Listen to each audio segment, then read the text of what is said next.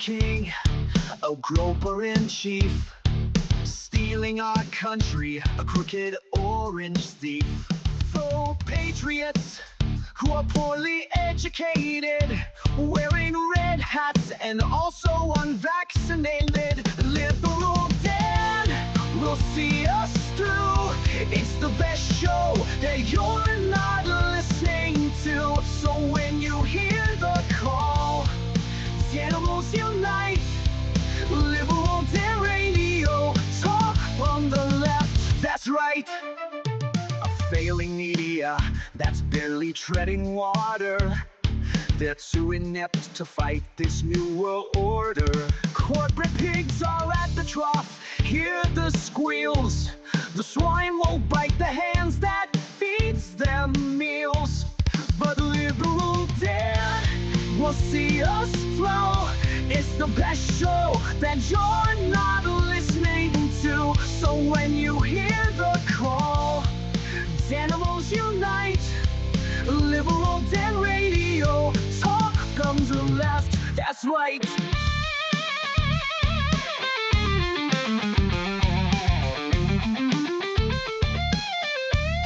A leftist voice on air, exposing MAGA treason, breaking through their lies with facts, logic, and reason. Unmasking hypocrisy, the truth will be our guide. Call out their lies, justice is on our side. 'Cause liberal Dan will see us through. It's the best show that you're not listening to. So when you hear the call, animals unite. Liberal Dan Radio, talk on the left, that's right. Liberal Dan Radio, talk from the left, that's right.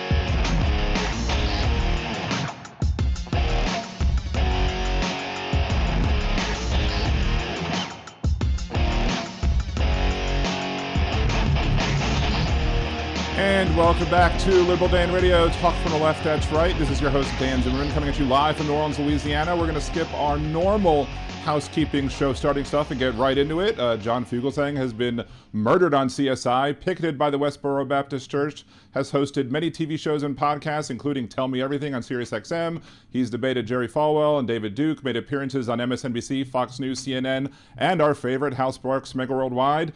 His film, The American Dream, Dream On, was directed by Roger Weisberg, was named Best Documentary at the New York Independent Film Festival. And I am happy to welcome on comedian, pundit, published author, John Fugelsang to the show. Thank you so much. Thank you so much for having me, Dan. What a pleasure. It's great to be here and to drag your show down to my level. Thank you.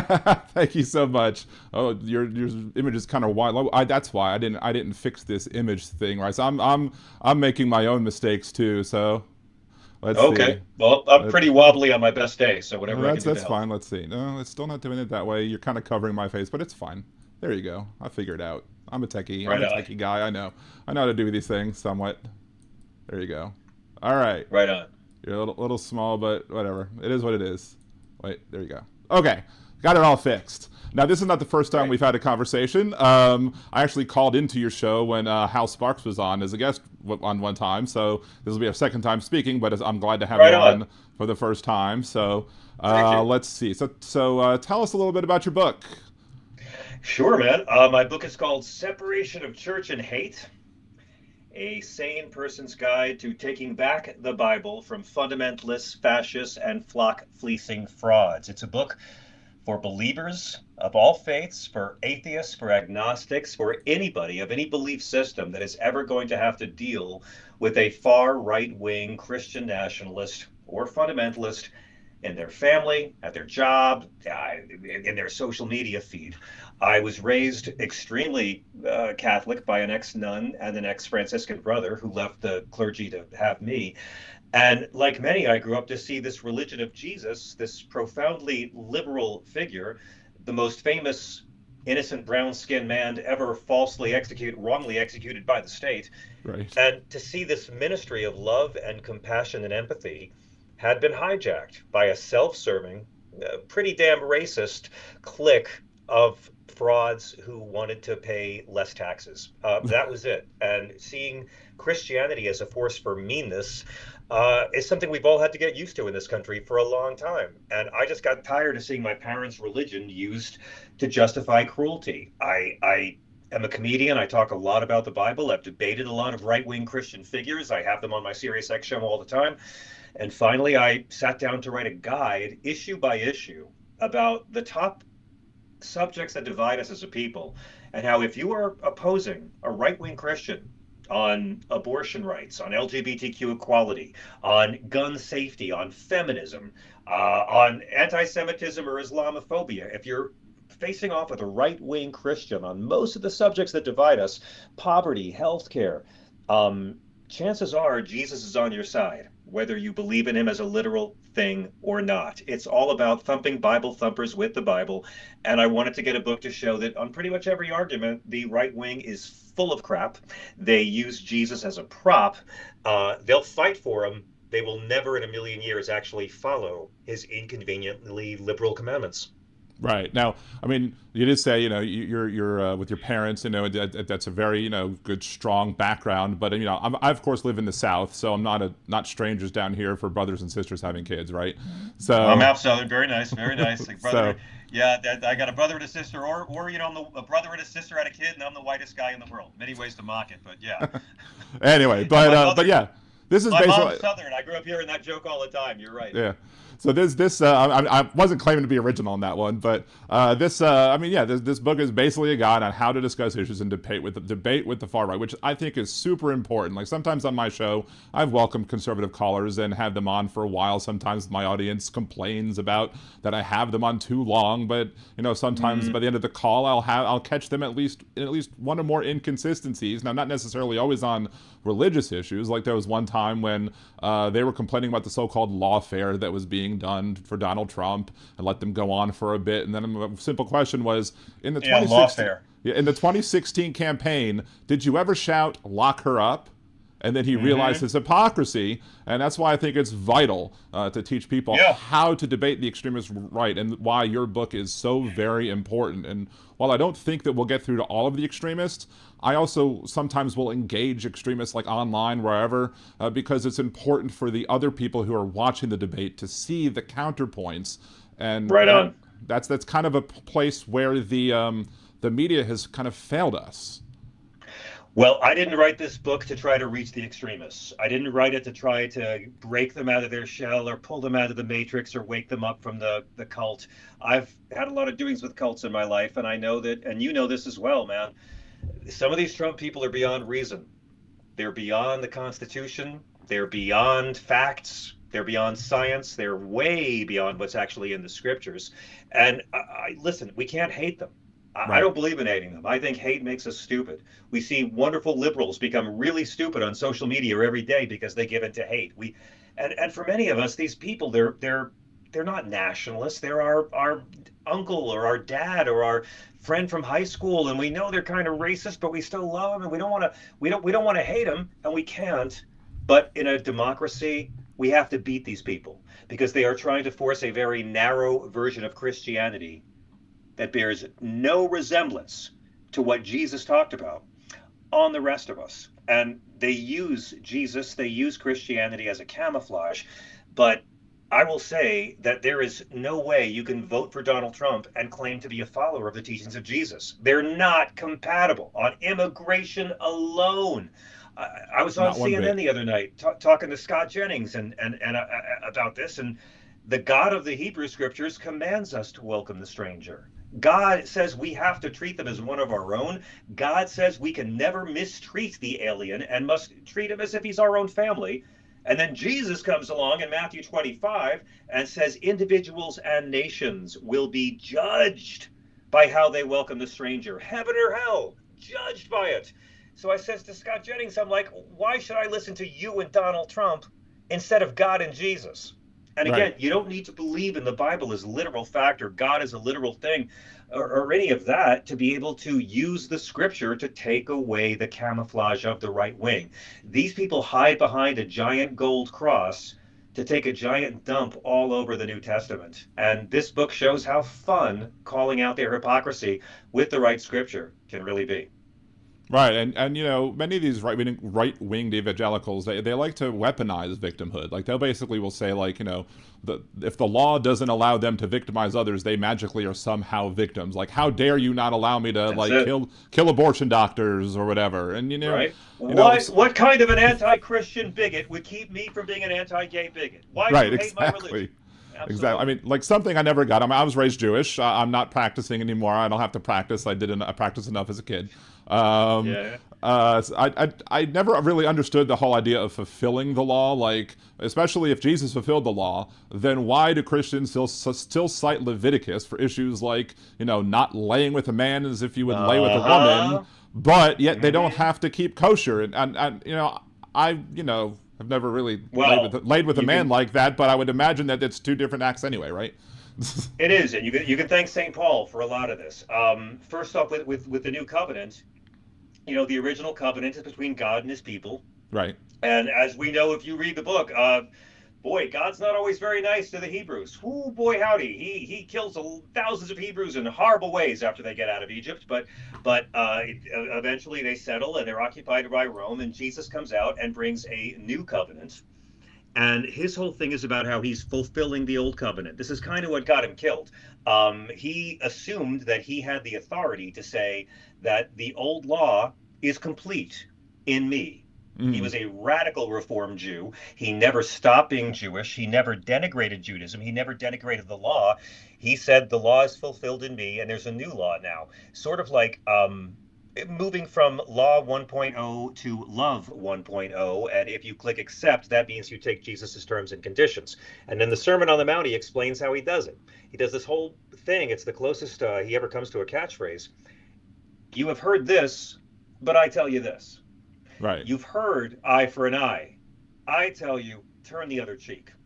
And it's kind of radical. He's not just saying be nice to your enemies. He's commanding you to love them, and he's breaking all ancient cycles of retribution. He's overturning the death penalty. He's overturning all forms of retributive justice. And he's saying this to a group of Jewish people who are under military occupation from Rome, telling them to bless their persecutors. I mean, talk about a rough room. Right. But that's it. It's fulfilling the law. So Jesus repeatedly overturns Old Testament laws. Moses' divorce laws. He overturns that. He overturns the death penalty. He challenges observance of the Sabbath and food purity throughout. And eventually, it's what made a few of the religious bosses want to kill him. And if there's one thing Jesus' story teaches us, it's that a few ultra-Orthodox conservative religious people allied with an imperial government is literally what killed Jesus. And it's what we're fighting against to this day. And that's always the problem. That's always the problem, though. It's always right wing. Like, whenever I talk about like the issues with like Israel, like the problems with Israel are always conservatives. It's the conservative right wing, you know, Likud party run by Netanyahu. It's the conservative, you know, Hamas, the ultra fundamental. It's the conservative. Hamas too. It's all the fundamentalists. It's the conservative Americans pushing the settlements and you know, just kind of prodding Israel to do more.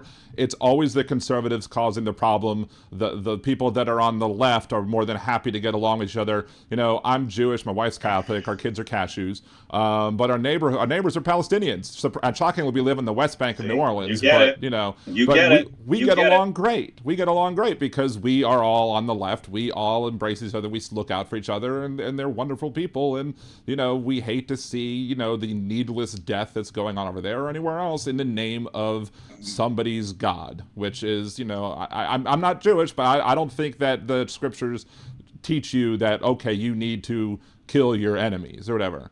Now, exactly right. Now, my joke often has been that Jesus was a bad Jew because he wanted to eat bacon. But you would probably say more that it was Paul that was the issue that was causing, trying to get people to convert and be like, hey, you don't have to not eat pork anymore because, we're in this crowd now, right? Yeah, that was Paul's big selling point. But before I get there, can I just build on something really brilliant that you just said? Thank you. Because some of the best. Look, my point in this book, there's the Christians and there's the Jesus followers, right? And some of the best Christians I know have not been Christian. I mean, and I've known Christians who are despising of Jesus, yet some of the people who most embodied Jesus's teachings were Jewish or atheist or Muslim. Zohran Mamdani's policies are so much more Christian than all the right-wing Christians who are smearing him for being a Muslim. And you're talking about fundamentalism. When the atheist friends and relatives and brothers and sisters all say, oh, religion's responsible for all the war and oppression of women and violence and homophobia, it's only part right. It's the fundamentalist, extreme conservative wings of all the religions. The overwhelming majority, as you said, of moderate and liberal Jews and Muslims and Christians are getting along just fine right now in families and neighborhoods and schools and businesses, and people of different religions getting along. It's not really making for good TV. The media doesn't care about that, so the media doesn't show that. They want to see assholes who are fighting and calling for blood. So the most horrible Christians, Jewish and Muslims and Hindus, and I guess the Scientologists too, are the fundamentalists. And there's 5 traits I talk about in this book that unite them all. The more right-wing your religion is, you might as well be your own religion, because right-wing Christians have more in common with right-wing Muslims than they do with moderate Christians. Fundamentalists believe, 1, women are inferior. Sorry, that's just how God wants it. Women have to be second class. The more conservative your religion is, guaranteed, women are second class. God meant it that way. Number 2, they can't stand sex if it's a woman or a gay person enjoying it. Only for procreation. Sex for pleasure, not for women. No. The sex hang-ups, no. Number 3, violence is okay if our side does it, because we're on the side of the one true God, and if you oppose us, you're on the side of Satan. So God doesn't care if we kill some of you motherfuckers. 4, the fundamentalists always focus on punishment, not healing. The more right-wing your religion is, the more it's consistent. It's not about helping you, nurturing you, healing you. It's all about you're bad, sin, shame. And finally, one thing that all fundamentalists have in common, the victimhood narrative. This penchant for persecution that they use to justify all cruel things. That, well, someone was mean to me, so I'll do it. The victim bully mentality. The more to the right your religion is, the more it will embody these 5 traits. And the media loves violent assholes. They're the ones who get all the clicks. And this is why religion has such a bad rap, because there's lots of decent religious people out there. They don't get a lot of coverage. Right. And that's why we see, I think the media has I've complained about it so much. Why we've seen, Trump got elected. Why we see, Dobbs v. Jackson happen, because, they allowed the people to get on the air and, for decades to scream about fire and brimstone and vitriol, but then don't challenge them on anything. Like That's right. Even Axios, which is a good media source. I watched Moran had the interview with Axios, and Trump posed several things, and you just accepted it, what he said is true, instead of pushing back and say, is that really the case? So, corporate media will trade information for access any day of the week, right? You ask too many tough questions and you don't get invited back. So, yeah. But the media really is the villain in all of this, because the media is so afraid of offending someone and not getting them to come back that they won't. Like, whenever they're trying to justify homophobia in the name of religious freedom, right? Mike Pence and his religious freedom law.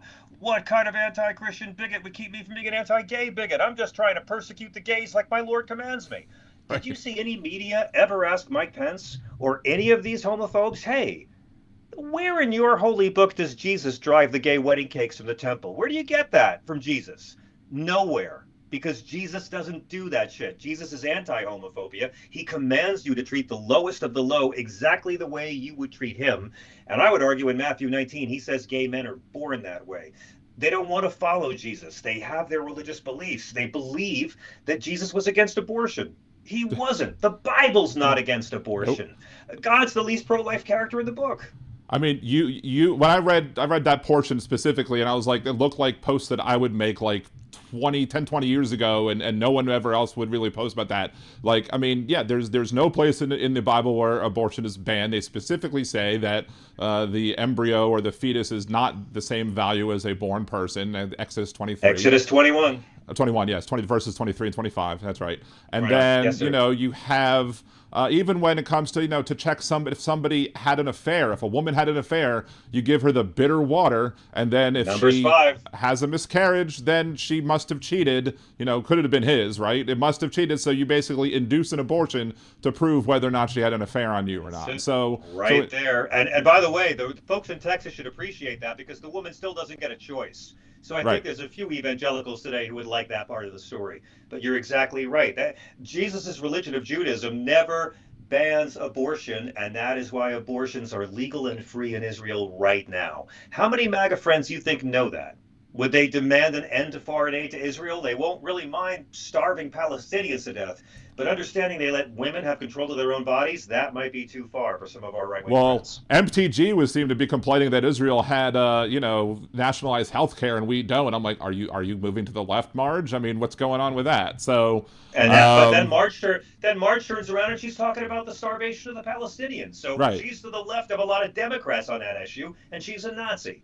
I mean, it's messy out there, and that's why I keep saying Christians aren't supposed to follow the Bible. What does that mean? Follow the Bible commands you to stone a woman to death on her wedding night if she's not a virgin. What the hell? Christians are supposed to follow Christ, and the character of Christ is not compatible with the policies of Donald Trump or the Republican Party. So I wrote this book so when you're arguing with these right-wing folks who claim to be doing it for religion, you don't have to fight them yourself. Make them Right. argue with Jesus. Make them argue with God. That's who their grievance is with. They're not mad at you. They're mad at God. God commands you to welcome those immigrants and treat them as your own. Tell me why God's wrong, please. Now, do you have a firm 7:30 have to go, or is there wiggle room? No, I'm good. I'm good. Okay, perfect. Just let me know when you need to end, because I don't want to have you go over and go late into your show. So I can do a few more minutes. We go live at top of the hour for SiriusXM. that's fine. Perfect. I like to think that I have a really good understanding of the Christian Bible for a Jewish person who's not trained as a theologian, not as thorough as your references in the book. But one of my favorite parts to bring up when it comes to bringing up the New Testament or whatever is Acts 4 and 5. Basically, a couple refused to tell the truth, and they did not give all the proceeds of their property sale to be redistributed to the poor, and the punishment was they both dropped dead immediately. So, like, basically, the Bible's telling you when you sell property, do not take anything for yourself, redistribute that to the poor, or else you should die. But I mean, they it's don't pretty seem powerful. they don't. The Acts of the Apostles is a blueprint for opt-in communism. I mean, it just is. All possessions are shared. Everyone takes care of each other. That is what traditional Christianity was supposed to be. And then, until St. Paul's friends killed them all, of course. And Paul the took over. extremists will basically sometimes government shouldn't be enforcing it. Well, I was like, well, if government shouldn't enforce that, then why should government be enforcing any other rule that you're picking and choosing to follow? You're right, but that's also the number one bullshit argument of the right-wing Christians in a democracy, because they have no problem pretending the Bible's against abortion and lobbying government to deal with that. But the reality is the Bible's not against abortion, and they'll do it. And when they say, well, Christians are supposed to do charity and privately, that is the right-wing argument for rejecting the commandments of Jesus in a voting booth. Right. Matthew 25, the night he's killed, he does this whole thing. It's called the parable of the goats and the sheep. Some call it the judgment of nations, where he says, when the end of the time comes, I will assemble all the individuals and nations and separate them into two groups, the goats and the sheep. The sheep go to heaven, the goats go to hell. And his criteria is very simple. Did you care for the poor? Did you care for the sick? Did you welcome the stranger? And were you kind to people in prison? That's Jesus giving his requirements for what would constitute a Christian nation. That's Jesus literally telling individuals and nations the four things you got to do to be saved. Nothing about how hard you pray, how much money you give to your church, how mean you are to that trans kid down the block, how much you scream at women outside healthcare clinics. No. Jesus says you'll be judged by societies and individuals. care for the poor, care for the sick, welcome the stranger, kind to those in prison.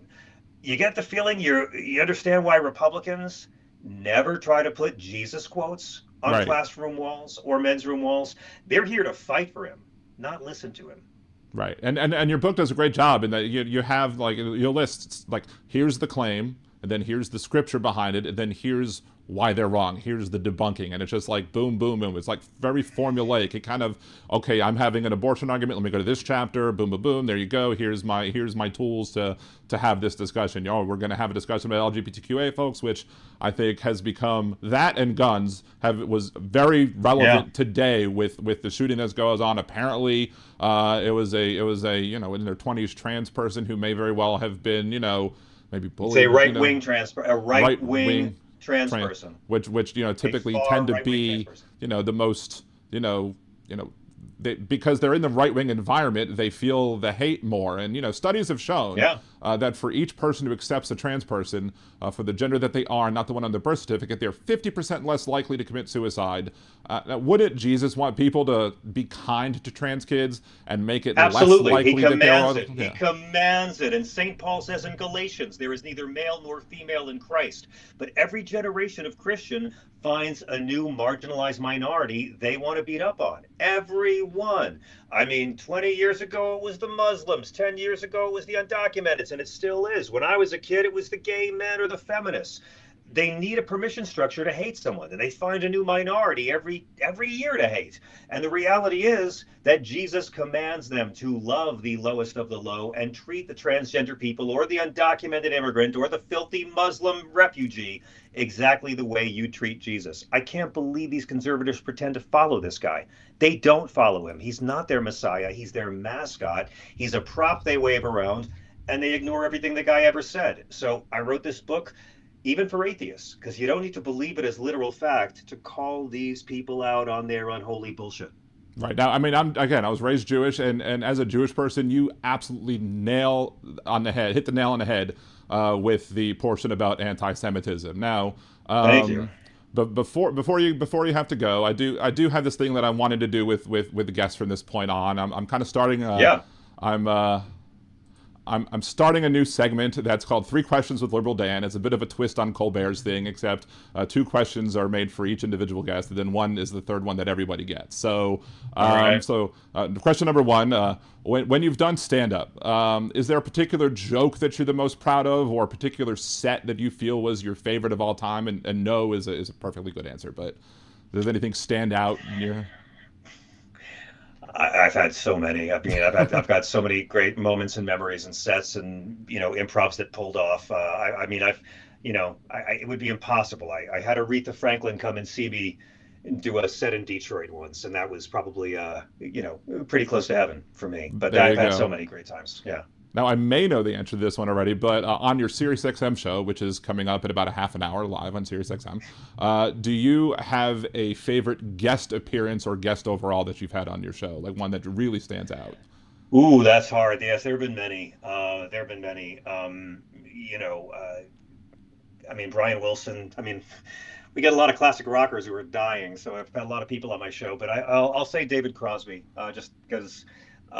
Crosby was someone that I had a lot of respect for and that I really got to be friends with, and he did my show a lot, and he did specials with me, and I got him to come on stage with me at Caroline's in New York. And during the pandemic, we got David to call in once a week and do like an advice column for us. And my sidekick was Frank Conniff of Mystery Science Theater 3000. I got Cross to come to Frank's birthday party at my apartment one time, and this is David Crosby. This is the madman of CSNY. And he wound up being really, really gentle and just a lovely guy and very supportive and a true friend. And I thank him in this book because he pushed me very hard to do it. But so that's off the top of my head, that's what I'll say. That's amazing. And he taught me how to smuggle drugs through customs. So I want to thank David for that, too. The third question is one for everybody. It's a 2-parter. Who was your favorite Beatle from when they were all in the Beatles? And then who would your favorite Beatle be from their career outside of the Beatles, if you have one? I will say that all true Beatle fans probably have periods in their life when all 4 are their favorites, right? Right. Right? Yeah. I will also say that all true Beatle fans care about the solo years as much as they care about the band, because this was the band that invented the solo career. And I can talk about John and Paul and George solo records as deeply as I talk about Beatle records, and I have enough Ringo solo records to end a marriage. So having said that, George was always my favorite. When Paul and John and Ringo weren't, George changed my life. He was ex-Catholic, and he got deeper into his spirituality as he moved away from Catholicism, which I always related to. I also think he wasn't a genius guitar player. He became great because he worked at it. Clapton was a freak. Clapton could just pick it up and do it. Harrison had to work and work.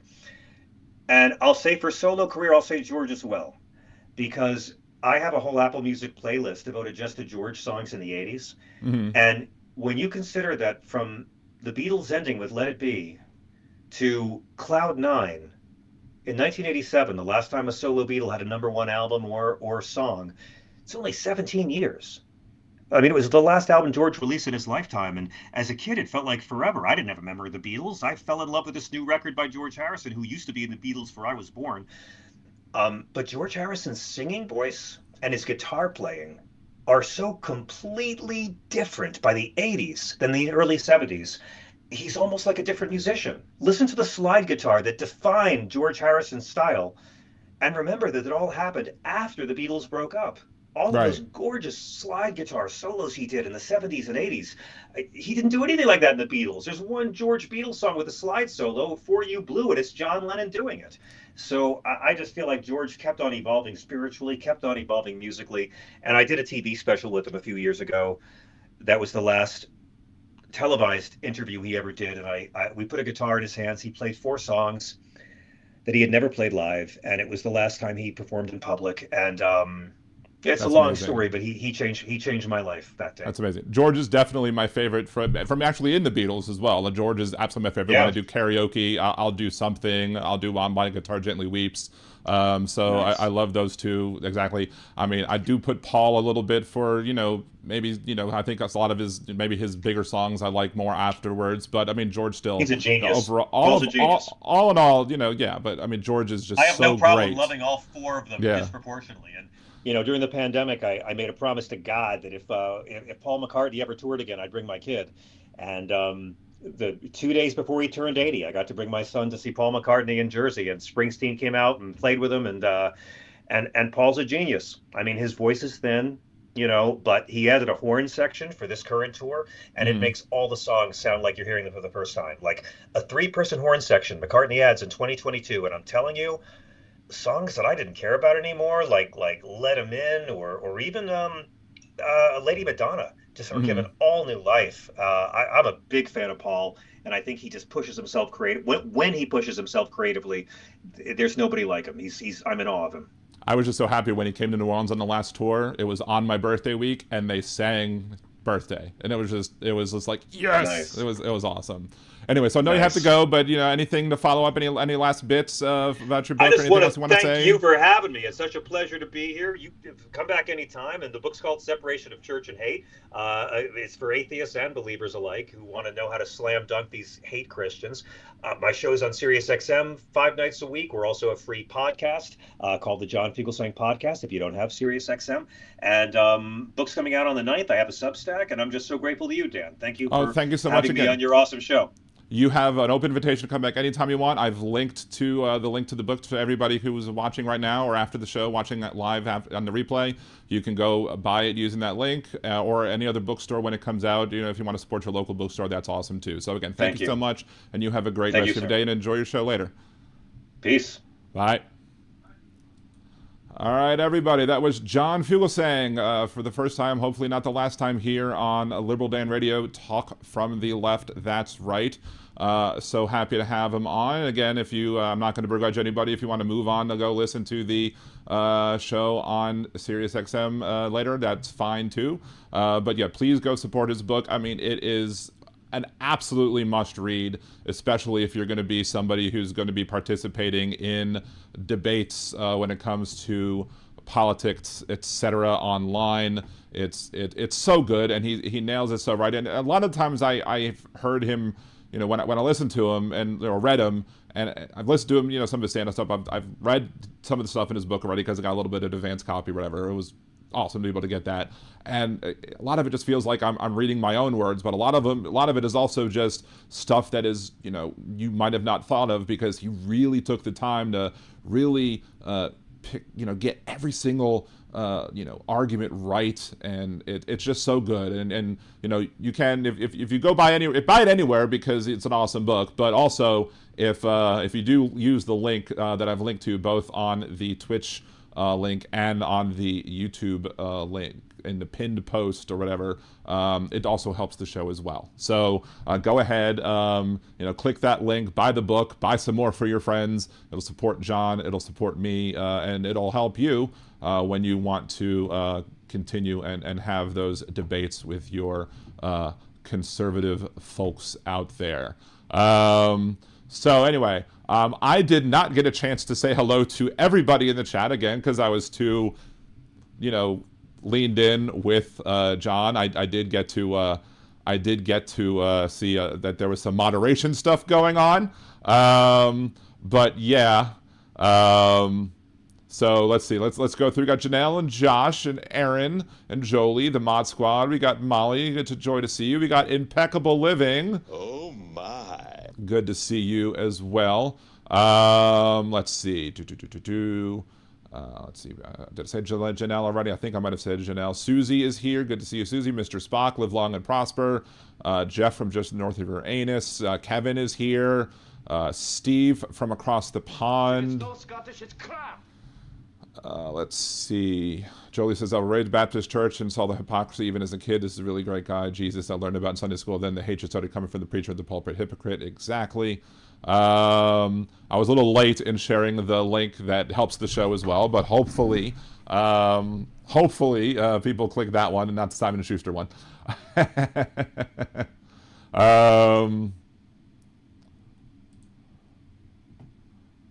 Let's see. Yeah, I missed a whole bunch by this Wesley Curry dude.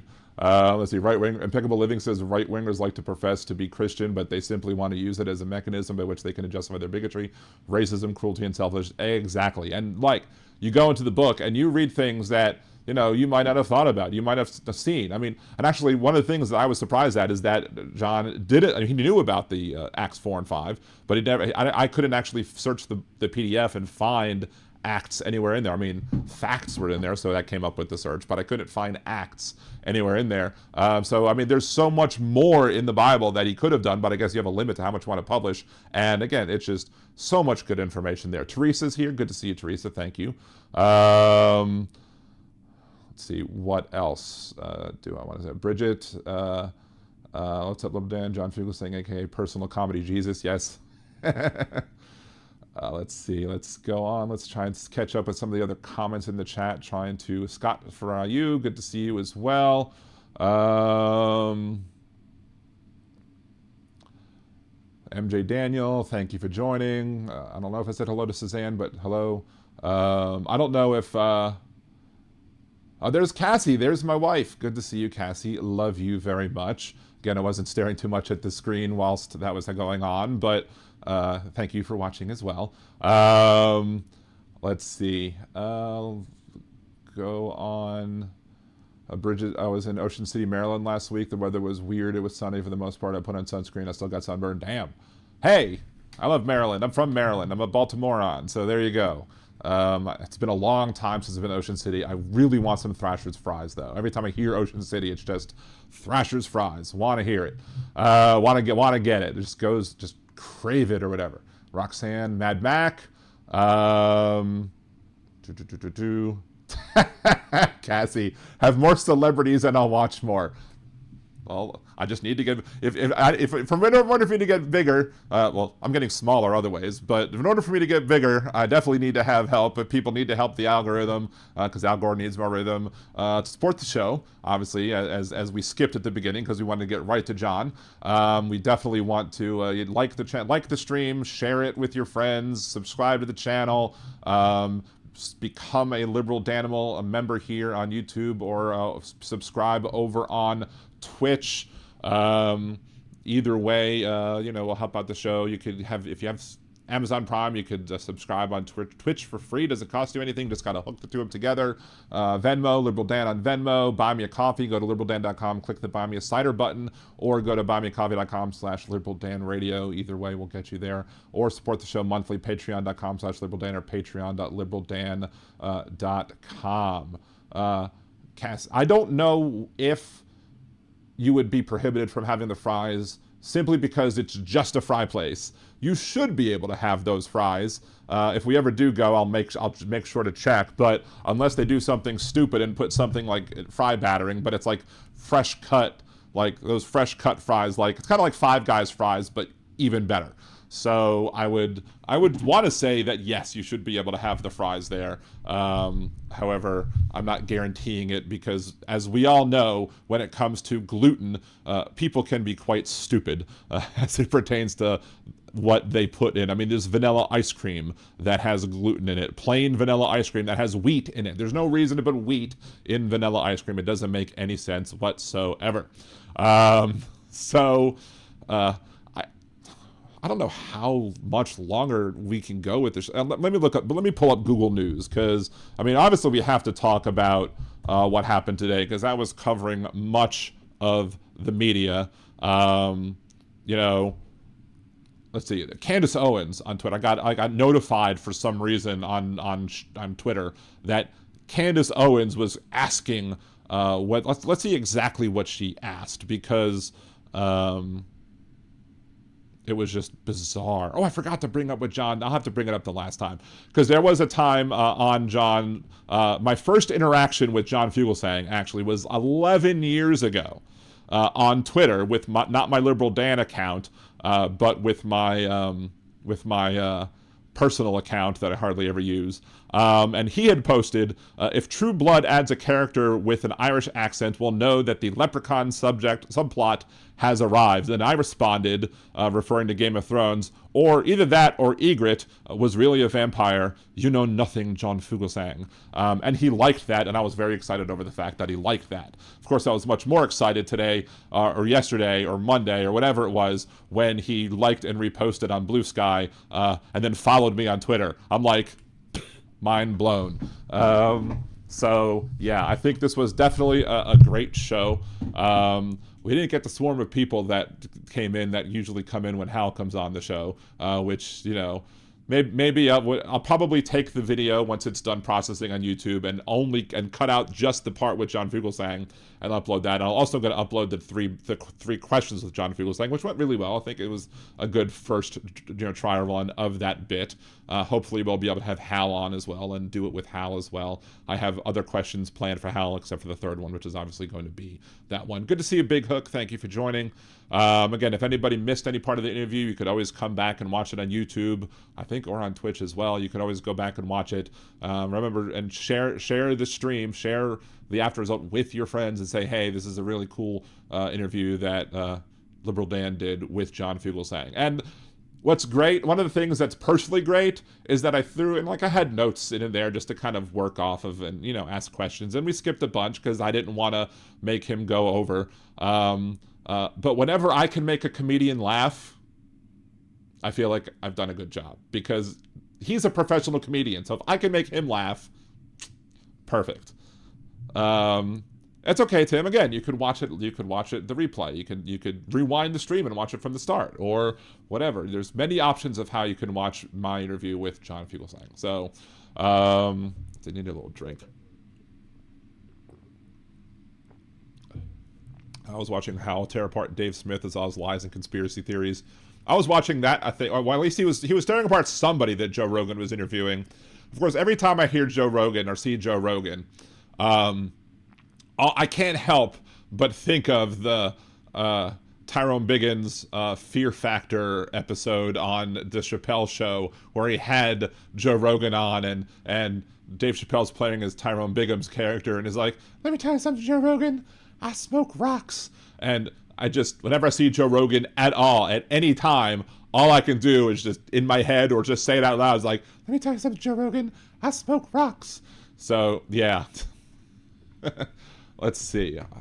seem to be, let's move this back over here because I had things all moved around in a different way simply because 250 Combs says, did Constantine change or invent Christianity as we know it? I'm sorry I missed the questions. Maybe the next time or whatever. But thank you for saying it. That was well done. Appreciate you. Let's see. Atrocious at every game. I have John's monologue on Jesus memorized. I wonder if I typed it up and you read it out loud, he would be impressed. I really enjoyed Fear Factor, but for his integrity, brain dissipated in tandem with his hair, or maybe I was just a dumb kid. I mean, Fear Factor was an interesting show, but I definitely most like the fake Fear Factor on the Chappelle Show. That was the best one. See, I'll watch it, Dan. You better not have fucked it up, or we'll never get Gavin Newsom on. I mean, that would be great if I could get Gavin Newsom on, or anybody else, that, caliber. I haven't had a governor on yet. We'll see. Hey, Mad Matt, good to see you. But how did y'all, I mean, I think it went really well, and I hope y'all thought it went really well as well, and I definitely hope that y'all click on that link and buy the book. Not just because it helps me and it helps him, but it'll help y'all as well, because it's really well done. It's really super well done. And I mean, I didn't read the whole thing cover to cover. I was skimming a lot of it because I was having a lot to do to prepare. But yeah, it's so good. Big Hook says hi turtle toes to Jolie. So I like turtles. Gotta play that every time he says I like turtle toes, or at least the first time he says I like turtle toes, or hi turtle toes. Never seen Chappelle's show. My first impression of him was I sent out mocking Clinton voters on election night, and then I learned about his transphobic confiscation. I was done with him. Yeah, I mean Chappelle has jumped the shark a good bit. His anti-trans stuff made me not any longer be a fan, but still, those previous episodes are still effing funny, especially like with the Rick James and Charlie Murphy. Those Charlie Murphy explaining like when he hung out with Prince and when he hang out with Rick James. I'm Rick James, bitch. Yeah, like, I mean, great episodes in and of themselves, regardless of how crappy Dave Chappelle might have been or is at this point. So thank you, Roxanne, appreciate it. Let's see what else. But yeah, I mean, we were talking a little bit. Because I think it really segued perfectly. I mean, it's terrible and horrible that it happened today, but I had already planned on talking about LGBTQA folks and how, the Christians get it absolutely wrong on LGBTQA issues. That being said, Surrender Monkey, is it okay if I watch another channel but comment on this one? You're then helping two streams. If you watch one stream and comment on this one, then that's helping two. So you're helping two people's algorithms. Make sure to like and subscribe on that other channel too. Make sure to hit lots of buttons on both of them. Thank you, Jolie. Appreciate you. But yeah, absolutely. Doing two at once I will never kink shame anybody. Wait, hold on. Oh my. There you go. Why not? Let's do this since there's not super that one's still open, so let's change this to this. I'm just happy that the technological stuff, I had no technological issues going on either with what was going on, because that was my big concern with Hal, and back then I had a worse internet, worse computer, Entergy was terrible, the electricity company that we have, I was just anticipating something going wrong. This one I was a little bit more secure, except yesterday before my Twitch stream, my laptop was giving me slight problems and trying to fix an issue that wasn't an issue. So I was like, let me make sure to be sitting at my desk at 6 my time, give myself an hour to work on things. And of course, John also had some technical difficulties with trying to get the audio working. He couldn't hear me. That's why we started maybe a minute or two late, but really wasn't a minute or two late, but I did want to give people time to flow in with the intro music as well. Otherwise, I might have just skipped the intro music and went right into there. Are 3 ways a kink? I have them all the time. I don't know if you have them all the time. I don't know if that qualifies as a kink or not, but oh my. There you go. I haven't, speaking of barbecue, I haven't had a good spit roast recently. Oh my. Anyway, I'm a self-described non-practicing Catholic. I have zero problems with LGBTQ+. In fact, I am one. Well, there you go. I mean, I call myself pan because if I'm attracted to you, I don't give a crap what's on your birth certificate. If you're non-binary, if you're a trans woman, if you're a trans man or whatever, like, if I'm attracted to you, I'm attracted to you. Your birth certificate writing doesn't matter, doesn't define whether or not I'm attracted to you, and half of it is probably mental anyway, because, you know, I'm not necessarily demisexual, but still there has to be some sort of, like, you know, if you're hot but then turn out to be a red cap, MAGA, fascist, Nazi, orange bootlicker, yeah, you're gonna make me lose it. You would make me lose interest. So I had a feeling that was your favorite thing, Impeccable Living, or one, at least one of them. These are a few of my favorite things. Man, could you imagine if I wrote a naughty version of a few of my favorite things based on Impeccable Living sex life? That would definitely have to go on Liberal Dan Radio After Dark if I ever do start that. So, anyway. Steve, just watching the USA with, says, just watching the USA with a sinking feeling of despair. Look, I feel you. Right before I had to go upstairs, or well, maybe before I started cooking dinner, maybe, there was somebody who was basically saying that part of, I don't know if it's HHS or DHS or somebody, but Trump just named somebody to be like a national election czar or something like that, or maybe not a czar, but somebody who's in charge at the federal level of running like state elections. And it's like, this is getting worse and worse and worse. Anyway, opening up the phone lines, because besides the show prep that I did for John, I didn't have a chance to do much show prep. 562-LIBDAN1, 562-LIBDAN1, 562-542-3261, if you do want to call in.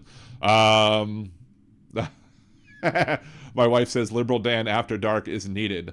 I know, I want to do it. It's just I have to do it on a different channel because I don't want to risk this channel's monetization. So I need to create a separate channel and build that all up. Maybe some graphics. No, I mean, I could probably use ChatGPT or whatever if you're because you're obviously a busy person at work when you do work, and, you know, taking care of all the other things that you take care of, including my gimpy ass. I'm getting much better though, but let me do a public shout out to my wife, who's been very, very wonderful to me. I mean, she's wonderful to me before I had my knee surgery, but she's been wonderful to me and extra wonderful to me after the knee surgery as well. So I could not do any of the stuff that I do without the help of my wife, and I will always profess my love for Cassie 24/7, 365, except for leap years, which is 366. So there you go. Nobody can have a better wife. You might claim to have a better wife, but it's no better. It might be a tie. Anyway, let's see. Again, he said he wouldn't certify the 2020 election, but will he actually go to jail for it? I don't know. Let's see. Makes me increasingly worried that we will never have an actual election ever again. Ignores the fact that J.D. Vance probably won't certify a Democratic win, and then we're at the mercy of SCOTUS. And the thing is, that's the way that SCOTUS ruled. SCOTUS ruled that Congress is responsible for certifying elections. So it's a Congress thing. So, you know, if Donald Trump does try and run for that third term, like if he ran just as president, Supreme Court seemed to say that states could not determine whether or not people should be on the ballot, which would be interesting to see if Donald Trump tries to get on the ballot in 2028, assuming he's still alive at that point, because have you seen his hand? Have you seen his cankles? Have you seen everything else? And I'm not saying that to shame him for his cankles. I'm just saying that he has them, and many people who are health professionals, many people are saying that his cankles are a sign that there's a major health problem going on. Clots and prayers, everybody. But yes, we do have to absolutely reclaim both chambers in 2026. And one of the interesting arguments that has been made is that this Texas gerrymander, despite the fact that it creates more Republican districts, it creates a lot of less safe Republican districts. So if you really get out the vote, if you really try hard and get out that vote, maybe we could even gain seats. But again, this is my personal pet project, pet thing that I think that we should do. I don't think that we need to, have congressional districts anymore. But let's see. We do have Big Hook on the phone. Hey, Big Hook, what's going on in the Great White North? Well, at least where I am, we're sort of going through a heat wave here. Last 4 or 5 days have been in the 30s, so further inland it's even hotter. So, Yeah, no, watching your guys' place burn to the ground with your white supremacist, federalized ICE fascists trying to conquer the homeland for the tyrant known as Trump. Right. I mean, there was when people were talking earlier today on MSNBC about like one of the people who were like one of the three guests that were on, they were talking about how we need to like they said if we were to have done like what they're trying to do, like they would have called it civil war and called for violence. And he's like, we shouldn't be calling for violence, but we do need to mobilize and protest this stuff peacefully. I'm sitting to myself thinking there may become a point where you can't just do it peacefully. I'm not calling for violence, but I'm saying we may very well have to be ready for it, because that may very well be the only thing. And one of the things I'll say also is that I'll keep saying this to the people in the military. It is not just immoral to follow an illegal order. It is not just unethical. It is illegal for y'all to follow illegal orders. If the president orders you into places like Chicago to go basically invade Chicago, that would be an illegal order, and you are required by your oath to not follow that order. Period. End of story. But, you know, just following orders is not an excuse when you are following illegal orders. So, well, I'm of the opinion now that it's better to have a gun than to need a gun later on. And at this point, I think your MAGA neighbors are already armed and chomping at the bit as for Trump to say, okay, go ahead. It's time to initiate the purge. You don't want to face that situation empty-handed and trying to talk to people that you can't even rely on common sense not to take matters into their own hands and, you know, do acts that they can't take back. You know, I mean, that's where I stand with this whole thing. I don't know what else to say. I mean, if I were, I look on the internet and I see all the dealings with the corrupt cops that are currently out there, and it's just absolutely ridiculous. You know, they're out there doing things like, oh, I have the right to pull you over because your license plate light doesn't work, even though my headlights can easily illuminate it. And, like, fuck off. This is just bullshit. You're just basically a power-hungry tyrant who thinks that you need to have your balls scratched by somebody else, you know, and you're trying to find funds for your police department so that way you can get a nicer car next year. I mean, the amount of overreach right now to serve and protect is not even within the definition of local law enforcement anymore. It's ridiculous. I mean, I don't know what else to say. Steve in the chat. Wait, hold on. Steve in the chat goes, the president is fine. Carlin says 3 weeks after his death, after the break, month one or whatever. Can you imagine if they actually try and pull off a Weekend in Bernie's thing with Donald Trump if he passes away? Like, they'll just have like Vance on one side and Hegseth on the other.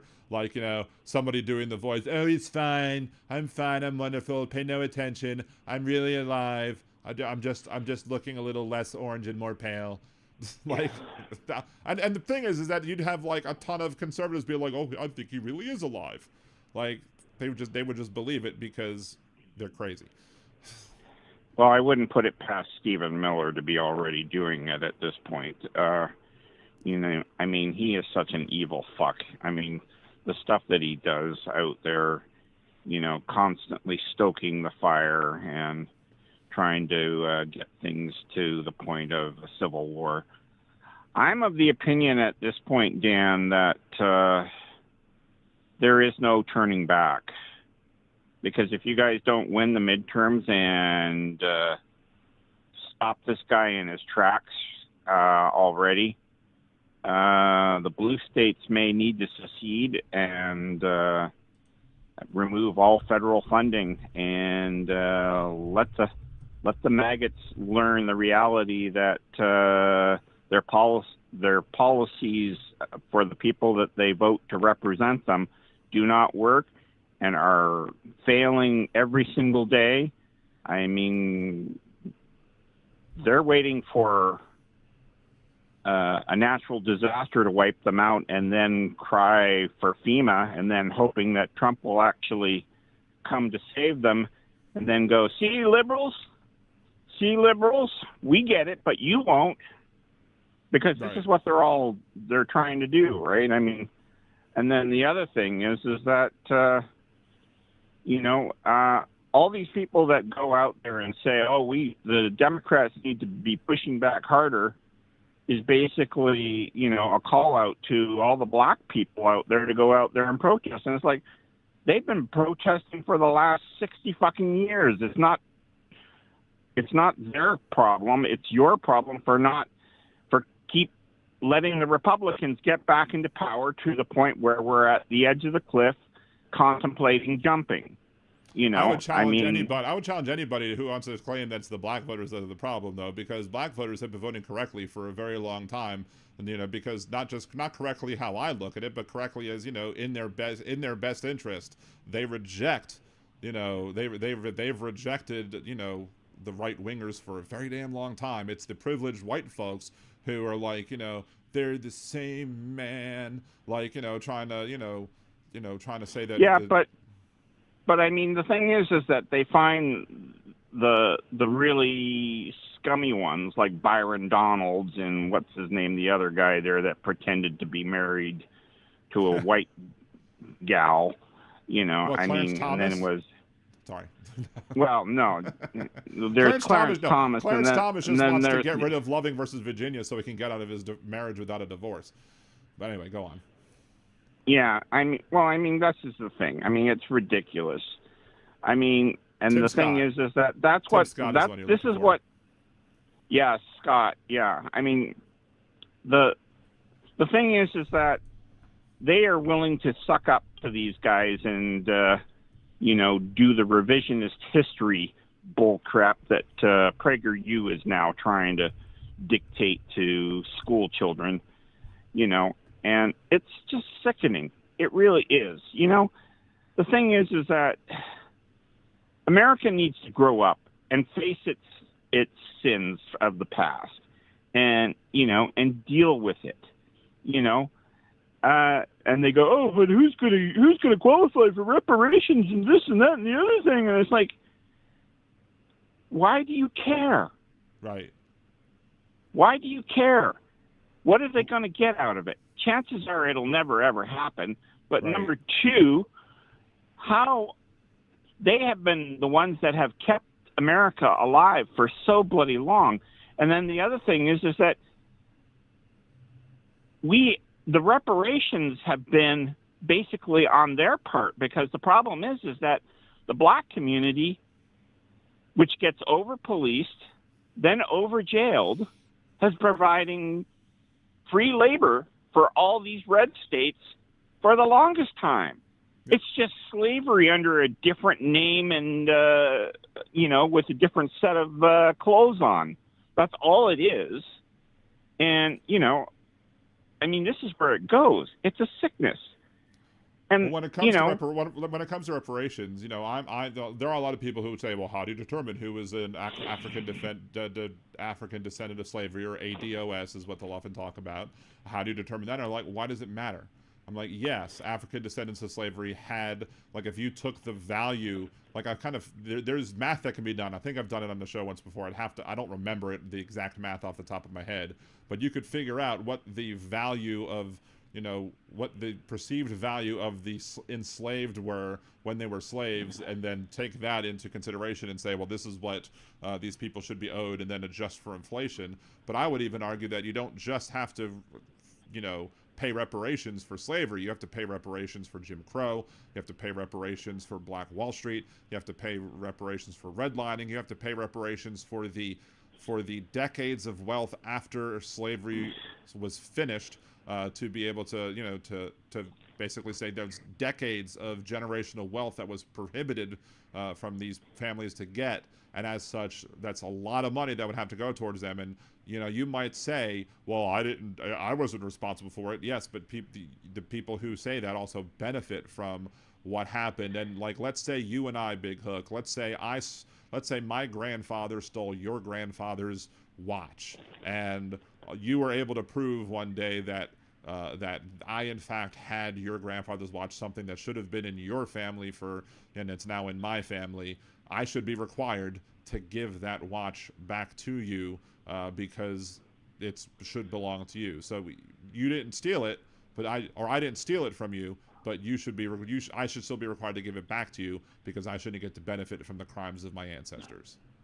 So. Yeah, but that's the whole thing. It's the generational wealth gap that has occurred because of things like redlining, plus basically the unfair jailing and the way that they have basically gone and made the punishment. I mean, for example, even like with the crack cocaine versus the powdered cocaine thing, because they knew that the white folk were doing mostly the powdered, and they said, oh, but the black people are in love with the crack stuff, and it's like, so let's make the jail sentence there twice or three times as bad, and lock them up and throw away the key, and I mean, this is every single time a Republican gets in, they flaunt the big, oh, we're pro-police, anti-crime, oh, we're making America safer. And it's like,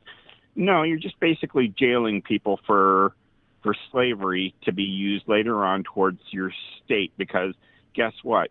You don't want to tax the rich properly to fund what is necessary to keep the state alive and functional. And I mean, this is just it. I mean, everything with the Republicans is a fucking cop-out. It's never done with, honesty or an integrity. I mean, none of them are,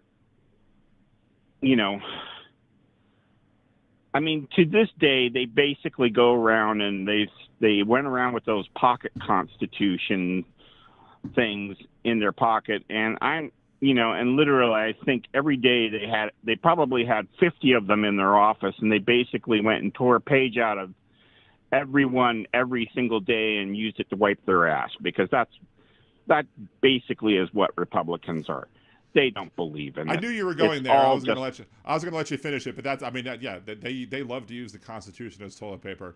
There is one little bit that, there's sometimes glimmers of hope that appear, though, like the fact that Caitlin Dray in Iowa flipped an open Iowa Senate seat, I think that Trump won by 20 points, and she managed to flip it to eliminate the supermajority that the Republicans have in Iowa in their legislature. So, I mean, if things like that can happen on a grander scale, then maybe there's some hope. Now, I'm not going to hold my breath. I'm not going to sit here and, throw a party over one seat in Iowa.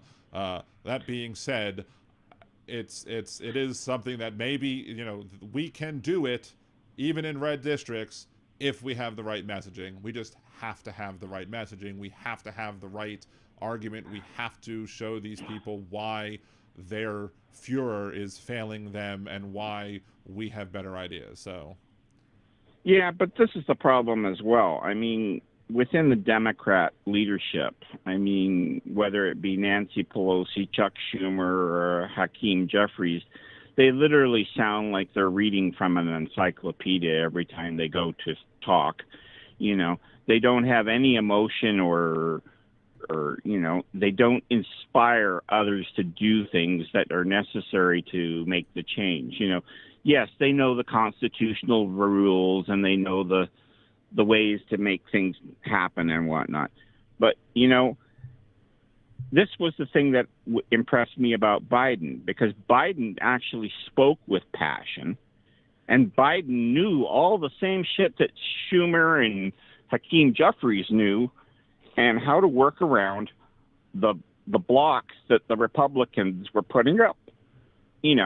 But what he couldn't anticipate was that the Supreme Court would basically go and try and screw him every time he tried to do something good, you know. And I mean, you're going to feel it already because he's going to make sure that you guys pay back your student loans at a higher interest rate and a higher level of payment. So, you know, I mean, I don't know what else to say. They attack what's his name, Mamdani, and you know. And they go after him like there's no tomorrow. Oh, he's a socialist communist, and it's like he is. You keep doing the same thing over and over again, and it never works. And he comes up with new ideas, and you're like, oh, but if we try that, it might actually solve the solution, and I can't run as a politician on that. And it's like. Right. You know, it's horse shit. It's horse shit. It's the same thing that the Republicans do. Oh, I'm here to. I have a Constitution in one hand, a Bible in the other, and I'm gonna carry out the white supremacist agenda for all you folks out there with crosses burning in your front yard. You know, I mean... Don't forget the invisible hand of the economy that conservatives also like to pleasure themselves with, so...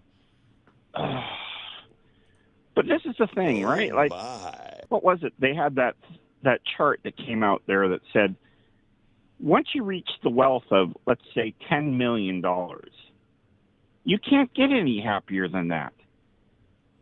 Even you Paul know, Krugman, you can Paul buy Krugman the nice. Was on R.M. Elber this evening, or later this afternoon, or whatever, and was basically saying you once you get so much money, you can't get happy. You can't be happy because you stop not being happy because you always want more and more and more because you're addicted to this, and then the people who are your sycophants who want to be near you in your orbit because you're super wealthy are just going to keep feeding your delusions about how great you are, which explains why you had that so-called cabinet meeting today where everybody was just diving their faces into the orange. I was literally throwing up in my mouth after watching that. It was just so sickening, you know. Trump could have basically gone and pulled his pants down, and they would have come up and licked his ass. I mean, that's probably basically all that was. I mean, that was just such a disgusting show of obedience, you know, and you know. But that was like today or yesterday, right? Wasn't it that past day or so? Like that was like yesterday, maybe, or today, like days after the South Park episode, where literally they did the exact same thing, like. They're not even trying to hide it anymore. They're not even trying to hide the ridiculousness and the fact that, you know, South Park being so brilliant about it. But that's the thing. They're just playing to the MAGA base. Yep. They're just playing to the MAGA base. They don't care to cater to regular Americans. I mean, the farmers are losing all of their crops and the money that went along with it because they got rid of USAID. You know, what are these people supposed to do? You know, and these were the same idiots that we told them. We said, you realize what's going to happen. You're going to lose your farm. You're going to lose everything if you vote for this monster. And they said, oh, no, it won't happen. He loves us. He loves us. And it's like, yeah, he loves taking shit from you. That's what he does. He fools you. He's the worst used car salesman, and you're the biggest fucking sucker on the block, willing to buy his shit and walk away and think to yourself, oh, but I'm better than everybody else. And it's like, yeah, you're driving the lemon, and you are paying, and you pay double what it's worth, and guess what? It doesn't run half the time. You know, and this has been the legacy of the Republicans. Nothing they say ever works the way they say it's going to. Oh, trickle-down economics. Oh, block grants for health care. All this shit that never works and, you know, encourages the insurance companies to fuck you even harder than they currently do, you know, and then we put legislation in place that allows them to do it even more because they write the legislation. Right. I mean, I can't believe this shit. You guys. The only thing that I was actually impressed though with some conservatives, I guess, in the past few days or whatever, is the fact that there are conservatives who are out there, not elected officials, clearly not, and not the voters, clearly not, but there are people who are actually coming out and against Trump's actions when it came to spending $8 billion of our taxpayer dollars to invest and buy the largest ownership stake in Intel. And apparently they spent the money and they got a discounted rate too, which basically tells me that there was some more shenanigans going on that we even know of. But still, insider trading, the same. Yeah. Right, insider trading, and or maybe some of that money is going to get funneled back, and Intel's going to buy a whole bunch of Trump phones or something like that to give Trump more money.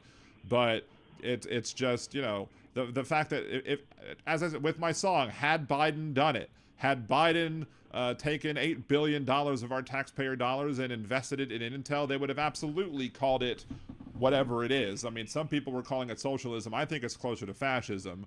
But still, I mean, there is an argument to be made that it's socialism. But although, as was it Krugman said earlier today, that socialism typically has some sort of reason behind it, like some maybe solid but point. Here's the thing. In order for the socialist system that currently works, like in places like the Scandinavian countries, like Norway and Finland and whatnot, they basically nationalize the natural resources, and basically all the profits and whatnot go back to the societal safety net, which means that everybody has housing, everybody has free education, everybody has free health care, all the things that are necessary to make life worth living, as well as, and then on top of that, they have transparency, which is that you get to see where every single one of your tax dollars goes, and the rich pay the same amount of tax as the rest of the lot. There's none of these carve-outs for rich billionaires and whatnot. They have to pay just like everybody else. And you know what? And they know that it's for the betterment of society, and they are okay with it. And that's the difference. There is a difference between the billionaires that live over here in North America and the ones that live over there in the Scandinavian countries that have figured out how to make shit work, and which is fair to everybody, so nobody feels left out, and is able to live their best life based on their capabilities. And that's the thing. You guys have lost the narrative of how to do that. You gave up on health care. You fucking shaft everybody right, left, and center with your current system. Everything is overcharged and overbilled and everything else, you guys,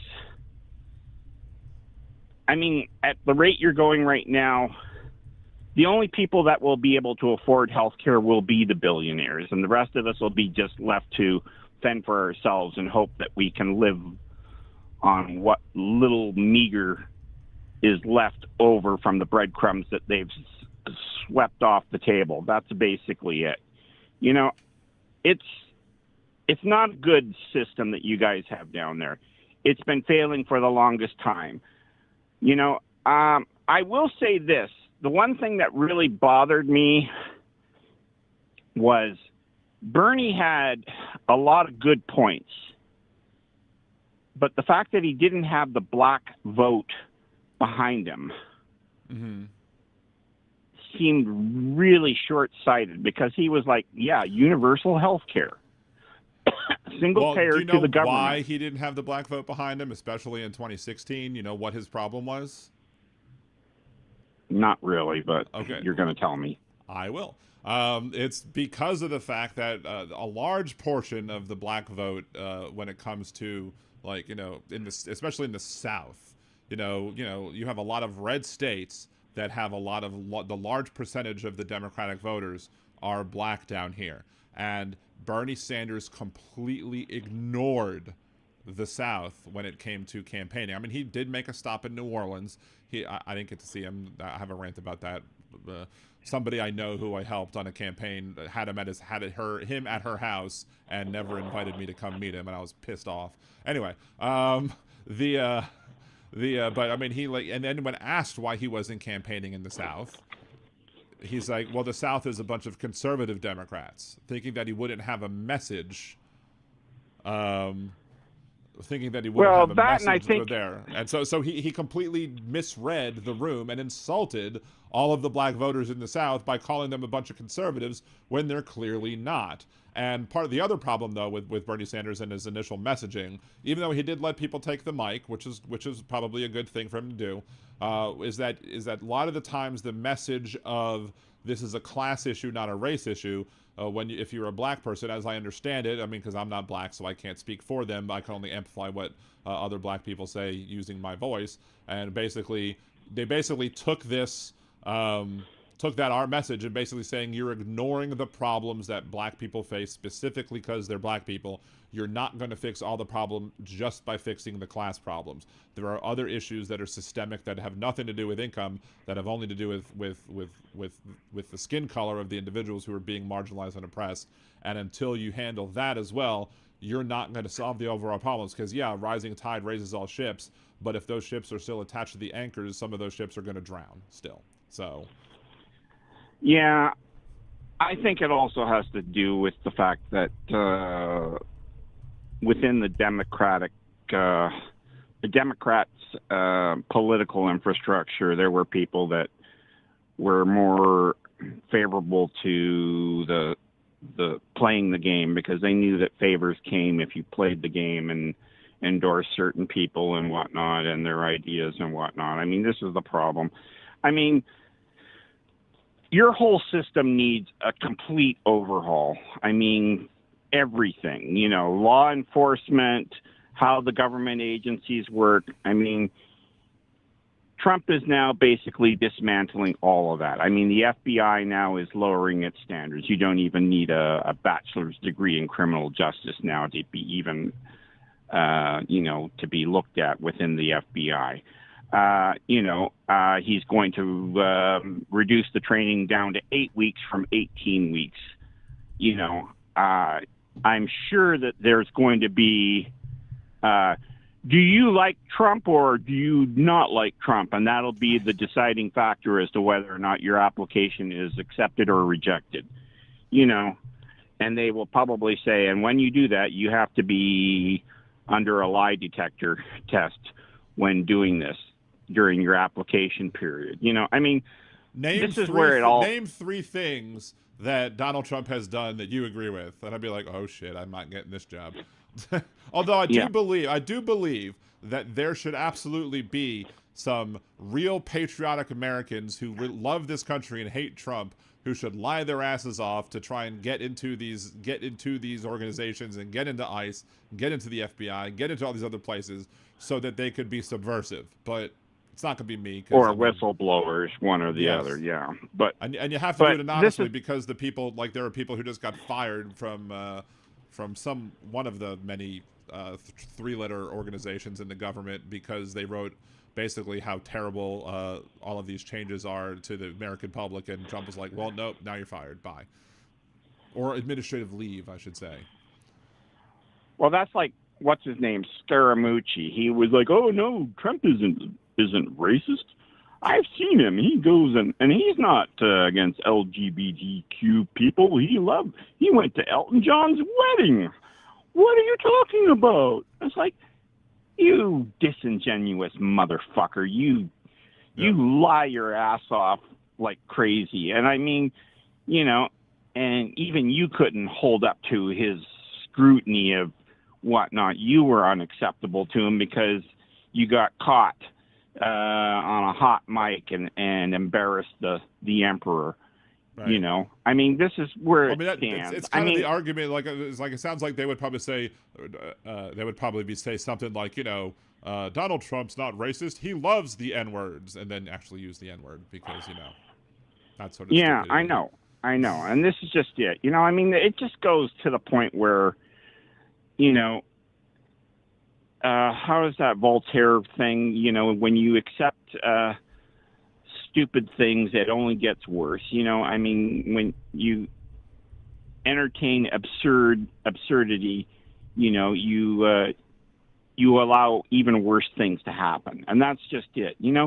Like, the accountability is not there. And I mean, this is where I'm at the point where, if you had 20 years to basically clean up what all the political corruption within the U.S., you still would only get half of it. Right. And that would be if the Democrats could hold a majority in the House, the Senate, and take over the Supreme Court. And even then, after 20 years, you'd only get rid of half of it. Because, right. And this is the thing. This is where I'm at, where I think, it may require that the blue states secede and either create their own separate branch of a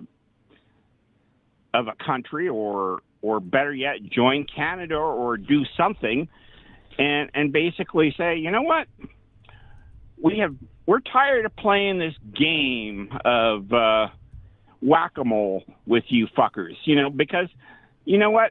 They never change. They always cheat. They always scream bloody murder when you catch them in a lie, and then they go, well, that's just your opinion. No, it's not an opinion. It's a fact. You got caught. You lie. You steal. You cheat. You do it you're not even ashamed anymore. You're just angry. And you are constantly looking for retribution, which means, there's no good outcome that can come from this. And I wish the Democrats and the blue states would learn the lesson and say, enough. This insanity has gone too far. And the only way to end it is to completely abandon the system that's already there and start all over from scratch and rewrite your own constitution and everything else and say, we'll let you in, but you have to live by these values and morals within society. And if you can't play within that, we'll throw you back to the hellhole known as the red states. That's the way I look at it right now. Because I don't see a way out.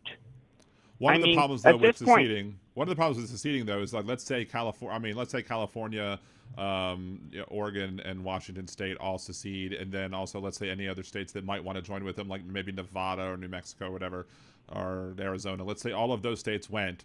You would immediately have the United States declare war on them, because they would then have no access to the Pacific, and that they would not like that. So that would be a no. You would have access to the Pacific. You'd have Texas, for crying out loud. You just have to move everything down to Texas, and you can have your fucking shit down there. And that's just it. They will, no matter what you do. Okay, they're going to cry. A hit dog hollers, and that's the thing. And that's the way they operate. And then they go and they eat something and get rabies, and then they want to bite you and they want to spread it again within society. And that's the thing. They're like ravenous dogs. They don't want change. They want a continuation, which means that, we're going to turn this into a white Christian nationalist fascist dictator authoritarian-oriented society where what the white man says goes. And this is just delusional horseshit that doesn't work. Even in Hungary, Orban is getting pushback now. I bet you Orban can't go out and walk around in polite society without fear of having his life ended at this point, considering all the people that he has hurt. Right. And this is the thing, you look at what's his name, Bongino. He has to have a 24/7 protection and requires at least 10 bodyguards, even when he sleeps inside and the same thing with all these other ones, this is just it.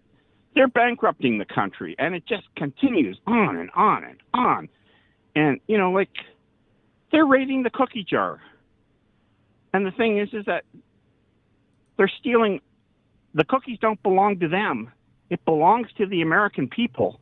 And the fact that people are overlooking this and allowing this to happen is disgusting. I mean, I don't want a civil war, but I can see the possibility of it happening before too much longer because people are getting fed up.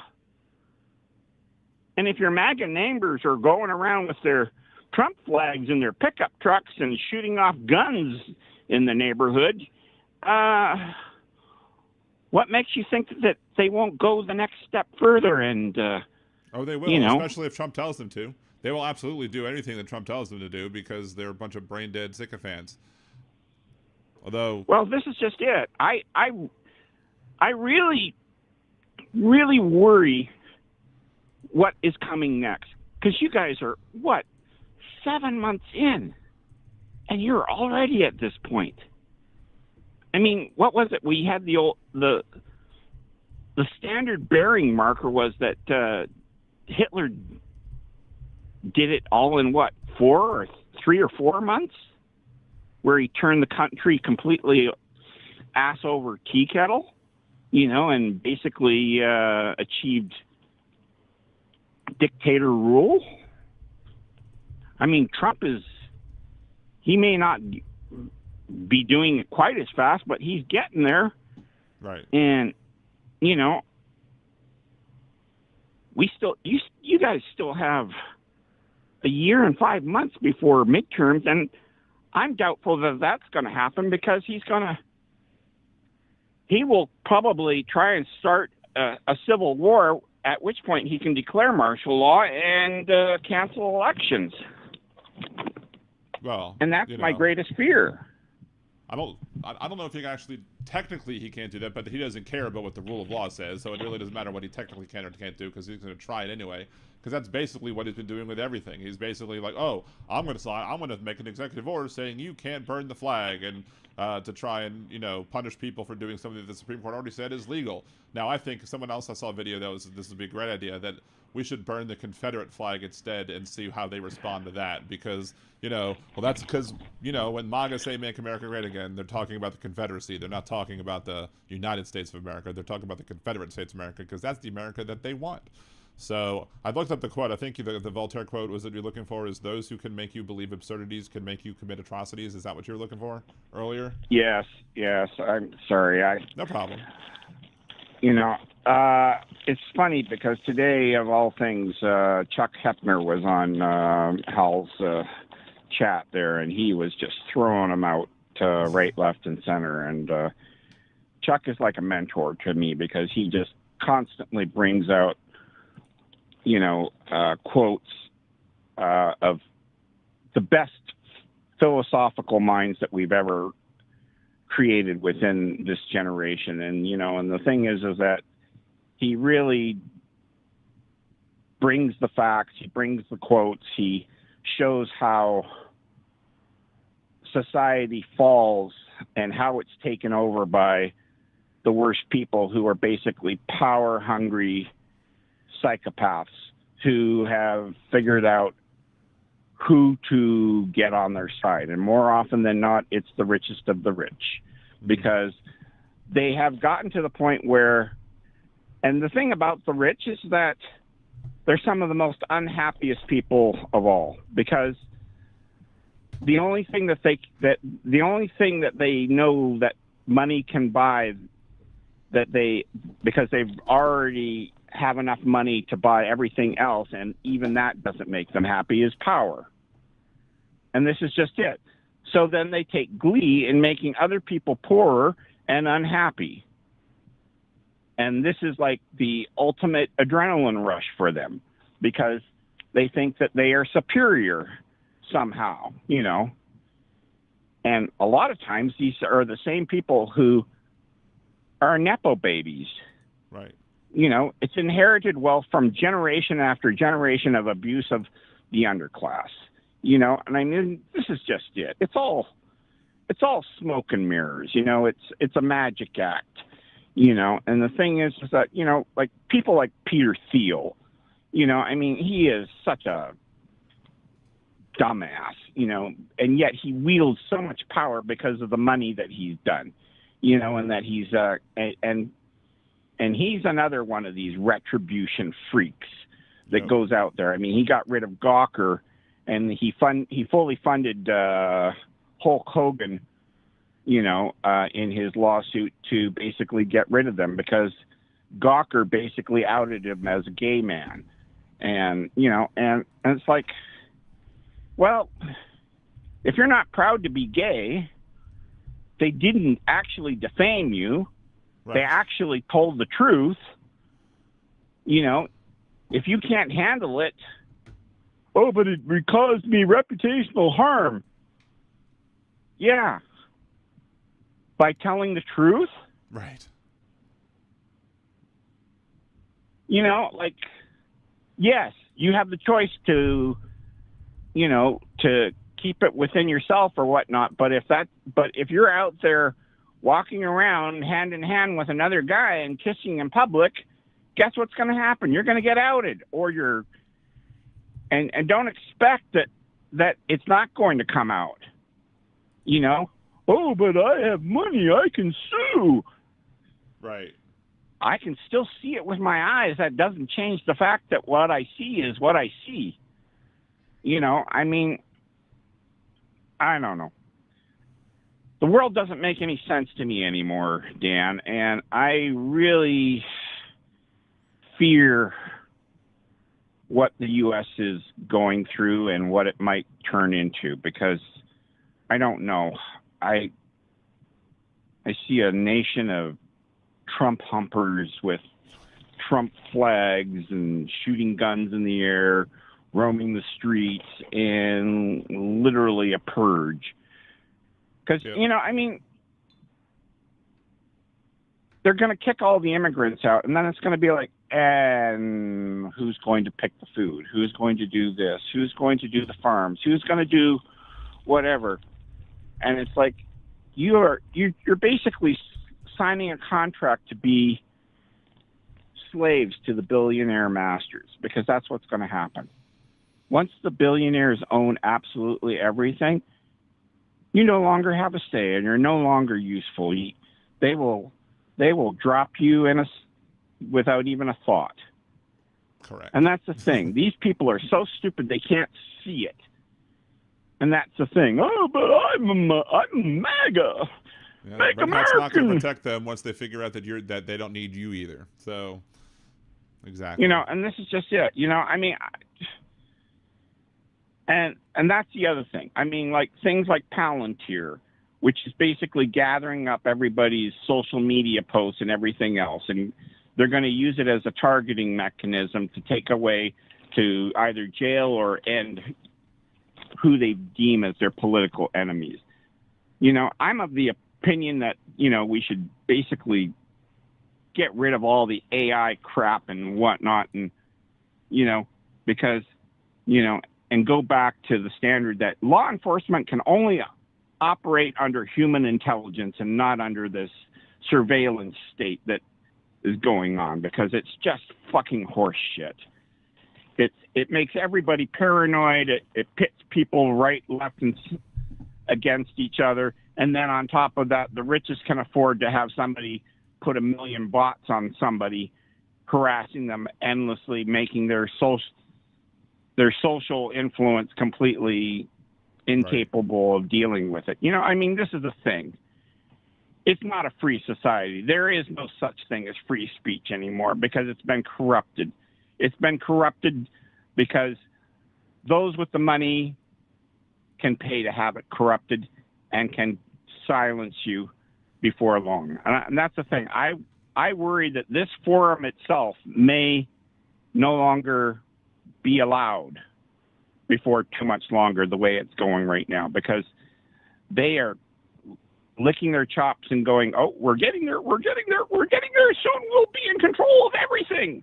Yep. And that fucking worries the hell out of me, like, to no end. I mean, I think what's really sad? I'm guilty of stress eating, and I have gained a ton of weight, and, it's not good. No, It's not good. That's you know, that has always been my problem, is when I get stressed, when I get, you know, frustrated, and I will definitely be a stress eater, and the only thing that stopped it pretty much recently is the Zepbound that punishes me if I eat too much. So but yeah, it sucks. It sucks when you have that as, you know, but at least it's better than killing your liver, right? No, it's not. You know, we need to just not have the stress that causes it in the first place. And the first thing to do that is to hope for natural causes to take place, and then, then we have to deal with the next but one then you get in Vance, well. who is basically under the thumb of Peter Thiel, who is a eugenicist. Yeah. You know, which is even worse. You know, and I mean, this is just it. You know, if you have lots and lots of money, yeah, you can always. If a revolution occurs, you can just get on your private jet and fly the fuck away and take all your money with you. And this is just it. They are convinced that with the amount of money that they currently hold, where, you know, the top 1% own 85% of everything within America, or the wealth within America. Mm-hmm. I mean, what do you do with that? You know? Right. And they go, oh, but if they leave, and it's like, yeah, if they leave, what? How does that affect anyone else? Right. It would mean that heavy. Yeah, it would just Well, I mean, that's just it, you know, and that's the thing. They control the stock market, they control everything, and you know, and it's not to anyone's benefit. Because as soon as they realize, oh, I can do it cheaper with AI or a robot or whatever, you're gone. You're not needed anymore. They don't care the fuck about you. And that's the thing. Billionaires are basically the next generation of eugenicists, because they don't do anything. They don't produce anything. Computer coders and whatnot now are being replaced by AI. You know, I hate to say it, Dan, but your job is probably under a huge amount of threat. You know, and that disappoints me even more, because, you know, you I trust as to being capable of producing ethical code that's in the service of humankind. I don't trust any of these fucking billionaires. Nope, not I don't trust any of them. You know. But I appreciate the fact that you trust me to be an ethical coder. But yeah, exactly. Fortunately, my employer tends to kind of shun they're kind of embracing it a little bit, but they've been very leery about jumping headfirst into AI, which, you know, at least keeps my job for at least a little longer, right? So yeah, but that's the question. What will you go on to? What other career what other career path do you have in front of you? I'd have to seriously write a book. I have to really seriously finish writing my book, and hope that if I did this full time, that I could get the support that I would need to be able to do it full time. So, but let's knock on wood and hope that that's not the case for at least a few years. Give me some chance to grow and finish writing. But anyway. Yeah. Speaking of work, though, I do have some urgent work things that I also have to work on later tonight. So, and I do have to. Okay, do some no stuff. worries. I went on and on and on. I always enjoy having you on the show, having you call in. One of the best callers we've had, if not the one. So, anything else you want to chime in before we finish up the show?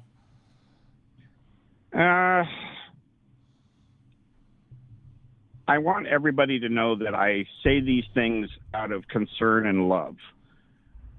I want the best for you guys, but I think it falls under the category of you hope for the best, you prepare for the worst, and you deal with what comes. And I hate to say it, as much as I hate guns, I think it may be necessary that everybody get one and be prepared for a possible apocalypse or a purge event within the nutcases that are currently roaming the streets. Yep. I don't disagree with you on that one. It's you know, while we don't own any currently, it's definitely a thought that I've had. So anyway, thank you so much, Big Hook. Appreciate you. Keep on being a cheerleader for the good that we can be, and calling out the shit that we do have. So It's my pleasure, and I think it's my duty as a concerned citizen of the planet to make it more obvious. I can't say that I have the solutions, but I can certainly point to the issues. That's for sure, because it's so fucking obvious, sadly enough. Anyway, take care of yourself, Dan, and take care of all of your listeners. Okay? All right, bye. Thank you as well. Have a good one. Bye-bye. Anyway, that was Big Hook. Big Hook. Again, this has been a great fun show. We had Big Hook on. We had John Fugelsang to start the show. If you missed the parts of John Fugelsang, just go ahead and watch the show again. I might try and chop that up and have only the part with John on there. I also did record the 3 questions with John Fugelsang, so we will try and get that up soon. I tried to have, speaking of AI, I tried to have the AI make me up a nice little logo, an image for 3 questions with Liberal Dan, and it sucked big time. So I'm gonna have to figure out something else, some other way to get that done, to make that one as well. But again, if you haven't liked the video, like the stream, like it, share, subscribe, do all the other things that help out Liberal Dan Radio. Specifically, make sure if you want to help the show grow, go on the channel once a day, like a few videos, comment on a few videos. You don't have to watch the whole thing, just comment on them, say, hey, great video, thank you, whatever. Help the algorithm out, because again, Al Gore needs more rhythm. Anyway, so we are going to end with a couple of the songs that we normally done, including the first one, the most recent one that I've made, Had Biden Done It, and then we will play maybe 1 or 2 more, and then unless something huge happens, we will see you again on Monday.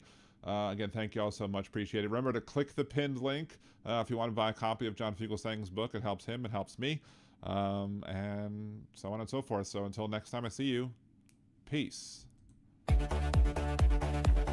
Trump piled debt, trillions tall, promised Mexico would fund that wall, praised dictators, said they're strong, had Joe done it, they'd say he's wrong, had Biden done it, MAGA would flip, had Biden done it, whole numbers would flip, had Biden done it, they'd scream foul play, but Trump did it, so it must be okay.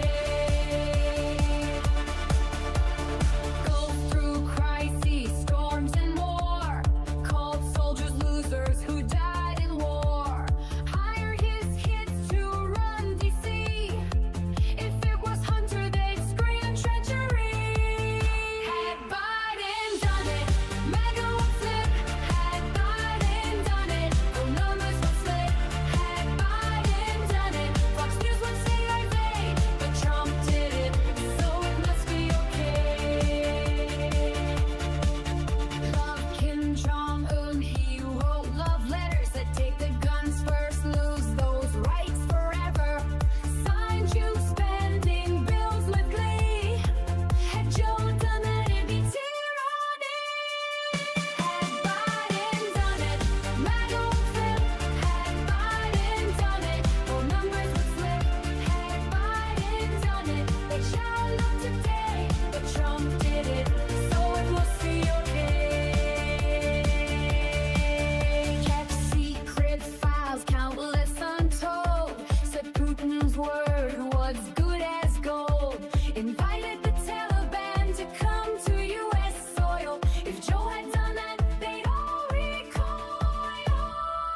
Had Biden done it, MAGA would flip, had Biden done it, whole numbers would slip, had Biden done it, they'd want him to pay, but Trump did it, so it must be okay.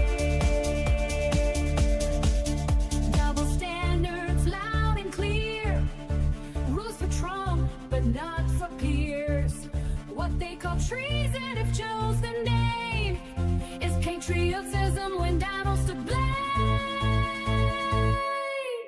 Had Biden done it, MAGA would flip, had Biden done it, whole numbers would slip, had Biden done it, they'd shout no way, but Trump did it, so it must be okay.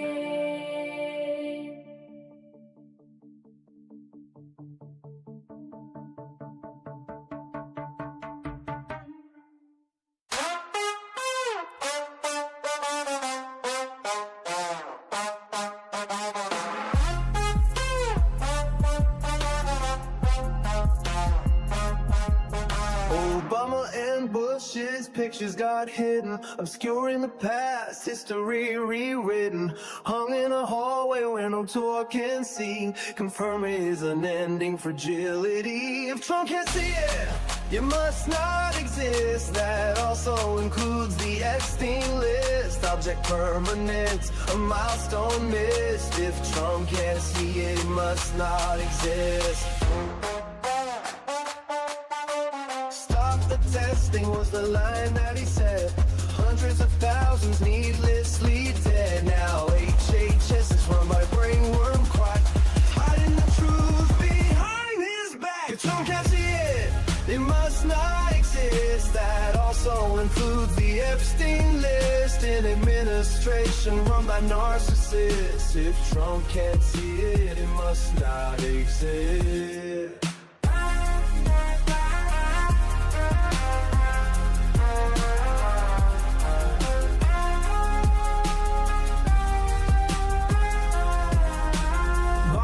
Documents stacked floor to the wall, top secret folders in a bathroom stall. Charges were pressed but the case was dropped. A corrupt judicial system he can co-opt. If Trump can't see it, it must not exist. That also includes the Epstein list. He'll swear it's fake news, a liberal twist. If Trump can't see it, it must not exist.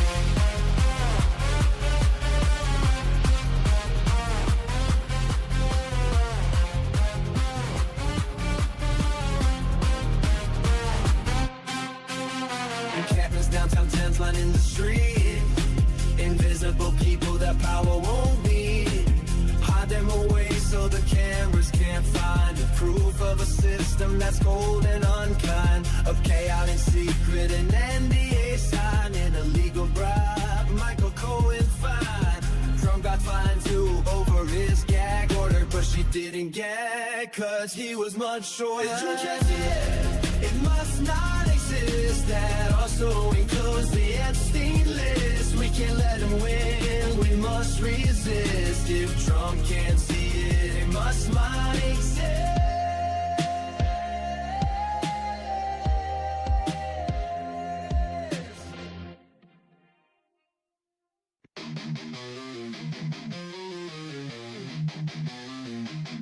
They wrote it in the laws, ink still bleeds. Treating women like soil, just planting seeds. She's gone, brain dead, not even awake. But the state's got a claim, gonna plant its stake. Say it's God's will, say it's life they protect. But they ain't the ones feeling pain or neglect. From Texas to Georgia, they set the trap. Rights rolled back while they smile and clap. Gilead's here, this is true. Hey MAGA fools, they'll come for you too. So I'm gonna jet, see you later. I'm not gonna be a baby incubator.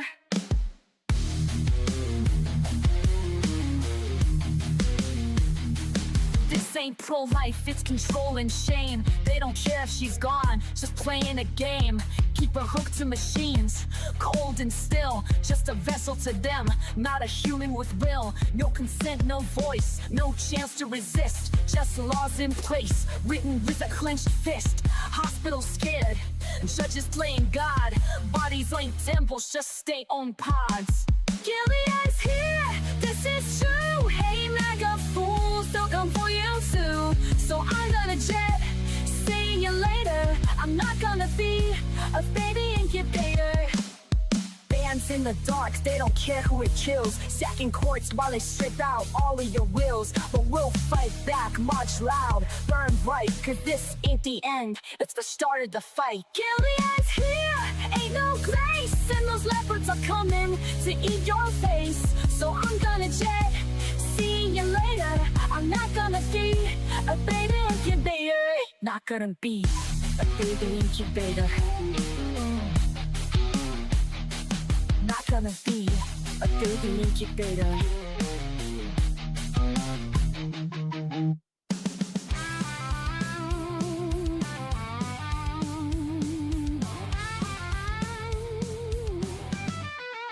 The creative director at WGSO had a little something he thought you should know. When Dan picked on his bits, Steve got real gruff. So Steve called Dan a flake, called him liberal dandruff. Steve thinks that his lines are really clever, but when do people ever like him? Never. Liberal Dan's got better lyrics, this is true. Listen and you'll feel like I do. Liberal Dan, his show is great. Liberal Dan, he goes live at 8. Liberal Dan radio, it's the best, cause Liberal Dan's head and shoulders above the rest. Steve's about to find out his mistake. In this feud, Dan's Kendrick, Steve is Drake. Dan might not be the world's best singer, but he's got more talent in his little finger. Steve thinks that his lines are really clever, but when do people ever like him? Never. Liberal Dan's got better lyrics, this is true. Listen and you'll feel like I do. Liberal Dan, his show is great. Liberal Dan, he goes live at 8. Liberal Dan radio, it's the best, cause Liberal Dan's head and shoulders above the rest.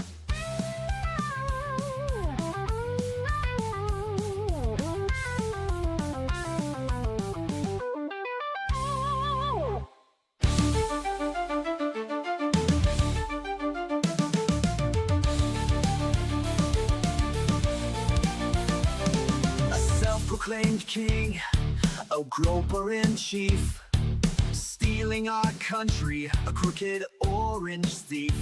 Faux patriots who are poorly educated, wearing red hats and also unvaccinated. Liberal Dan will see us through.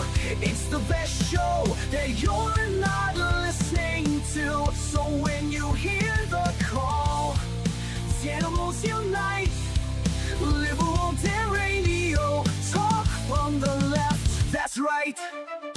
A failing media that's barely treading water. They're too inept to fight this new world order. Corporate pigs are at the trough, hear the squeals. The swine won't bite the hands that feeds them meals. But Liberal Dan will see us flow. It's the best show that you're not listening to. So when you hear the call, animals unite. Liberal Dan radio, talk comes to left, that's right.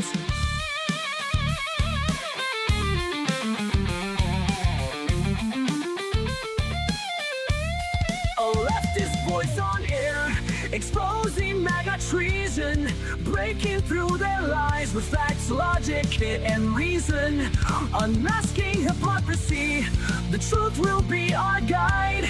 Call out their lies, justice is on our side. Cause Liberal Dan will see us through. It's the best show that you're not listening to. So when you hear the call, animals unite. Liberal Dan radio, talk on the left, that's right. Liberal Dan radio, talk on the left, that's right.